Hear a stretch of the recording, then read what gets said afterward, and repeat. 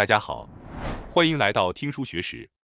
今天我要给大家介绍由友好信博先生所著的《体力决定一切：科学方法助你发挥最佳状态》这本书。我们在日常生活中经常使用体力这个词，但是这个体力究竟指的是什么呢？如果用智能手机来比喻，体力就像是电池的剩余电量。当剩余电量降到20%以下时，大家都会感到不安吧？我们会寻找可以充电的地方，关闭不必要的应用程序，想方设法让电池用得更久。其实我们的体力也与此非常相似，就像电池快没电时要充电一样，我们自身的体力也需要妥善管理。世界上有不少人会认为体力是天生的，或者觉得自己天生体弱，所以没办法，就此放弃。但作者指出，事实并非如此。实际上，体力在很大程度上取决于每天的度过方式。无论一个人天生体力有多好，如果睡眠不足或疲劳积累，就绝对无法发挥出原本的实力。反过来说，即使原本体力不强的人，只要能够合理分配和控制体力，也能让身体维持更长时间。所以，请大家千万不要放弃，不要因为自己身体弱，没有体力就放弃。本书正是从科学角度，对这类体力控制方法进行了彻底解说。那么，体力在很多情况下，往往与心肺耐力和肌肉力量等印象联系在一起，被当作体现身体强弱的单一功能来谈论。但在科学上，体力并不只是单纯的耐力或肌肉量，而是由多个要素构成的综合能力。体力不仅仅是身体的问题，它还与分配注意力、控制情绪、保持冷静等大脑功能密切相关。例如，平时能轻松完成的工作，在睡眠不足的日子里却会觉得格外疲惫。这是因为不仅是身体，大脑和神经的功能也在下降。另外，同样是体力，用于运动的体力和用于日常工作和家务的体力完全不同。有些人有跑100米所需的体力，却没有在长时间会议中保持专注不打瞌睡的体力，从早到晚持续与人交谈的体力，与连续数小时检查细小数字的案头工作所需的体力也是不同的。由此可见，体力并不仅仅是单纯的身体力量，将其理解为一个人进行活动所需的整体能力会更加清晰。心肺功能和肌肉力量等身体层面的体力当然很重要，但支撑日常工作和家务的，并不仅仅是这些身体要素。注意力、情绪稳定性，甚至对压力的耐受性，我们的表现是由多种因素共同构成的。上午状态很好，下午却突然犯困，速度下降，这种经历大家都有过吧？另一方面，无论多忙，也有能一整天保持稳定表现的日子。理解这种差异的关键，在于将体力分为3个层次来思考。第一层是通过长期习惯慢慢培养起来的最大体力。第二层是根据当天的身体状况和状态而变化的执行体力。第三层是在活动中被消耗的余力。第一层的最大体力是由心肺耐力、肌肉力量，甚至姿势稳定性等多个因素叠加形成的。这个最大体力越大，完成相同工作量时的消耗就越少，一整天的表现也更不容易崩溃。虽然笼统地说体力，但其中包含这3个层面。请首先理解这个框架，下面逐一来看。首先是关于最大体力。前面我们把最大体力比作智能手机的电池容量，但这里还有一个重要点，电池不仅取决于容量，处理性能也会极大影响消耗速度。容量越大，完成同样工作量时，剩余电量会更充裕。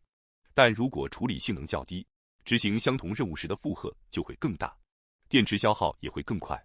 例如，马拉松选手的体力就像是超大容量电池，但即便是这样的人，如果去玩一项自己完全没接触过的运动，体力消耗也会加快，电池很快就会耗尽。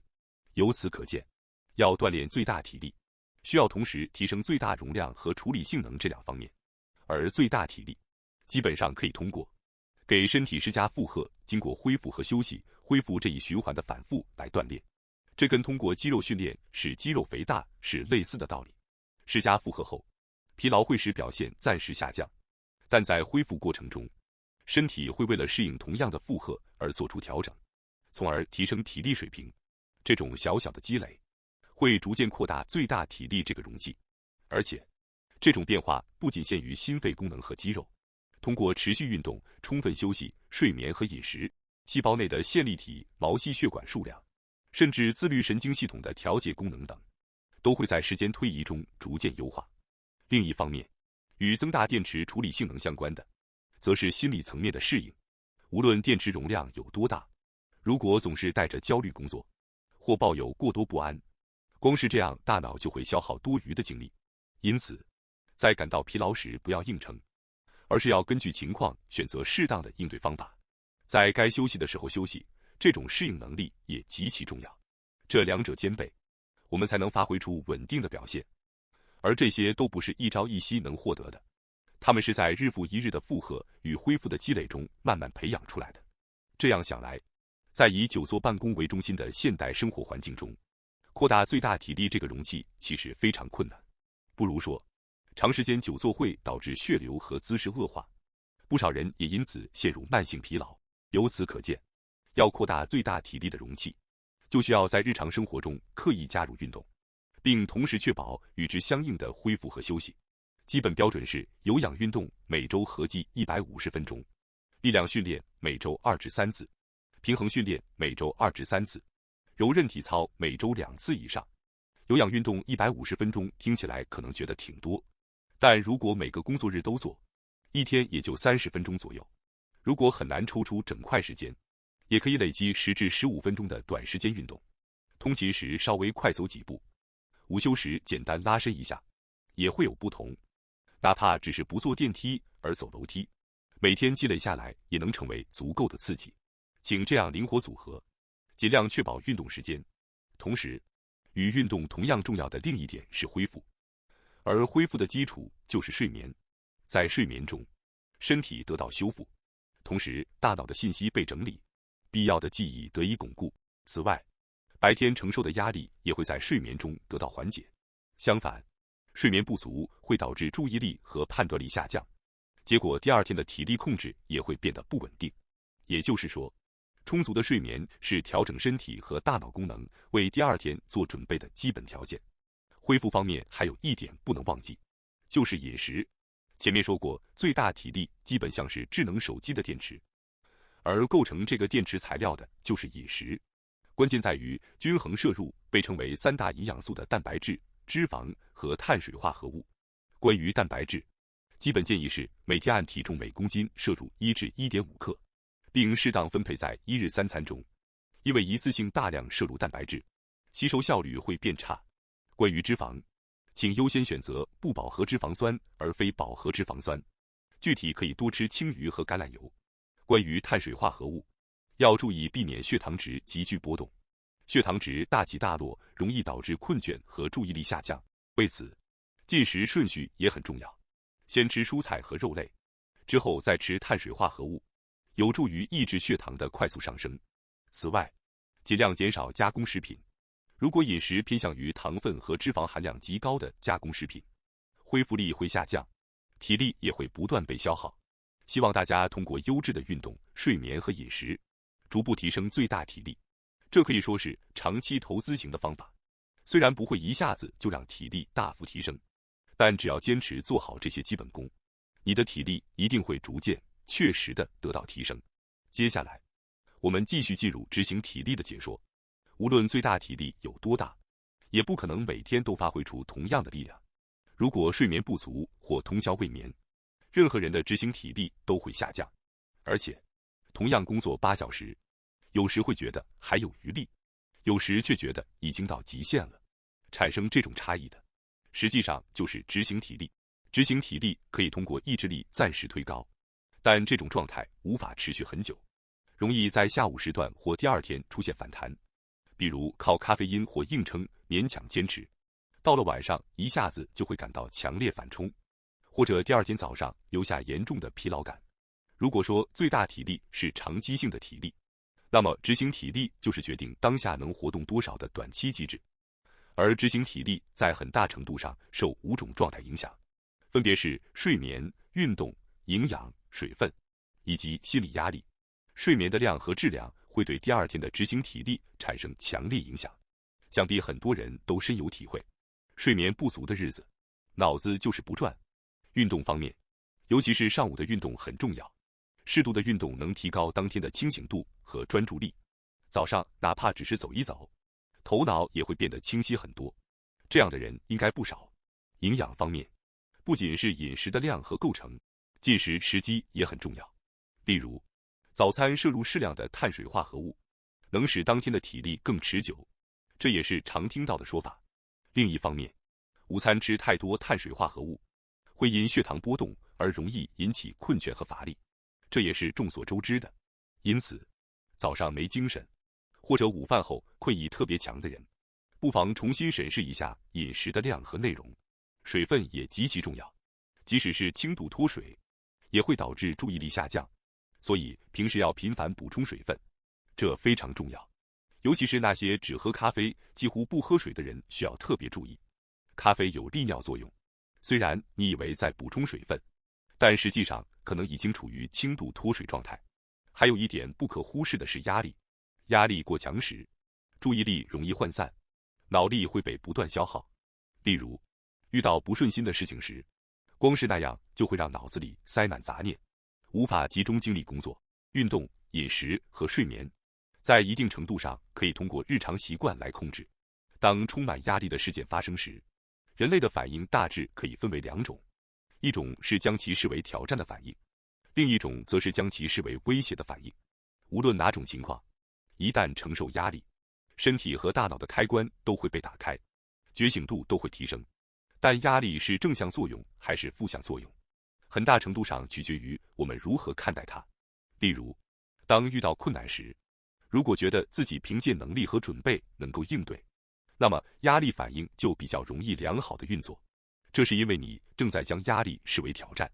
在这种状态下，身体会将能量分配到需要的地方，心脏向全身输送血液的功能也能高效保持，结果你就不容易被焦虑和不安吞噬，从而能够维持体力。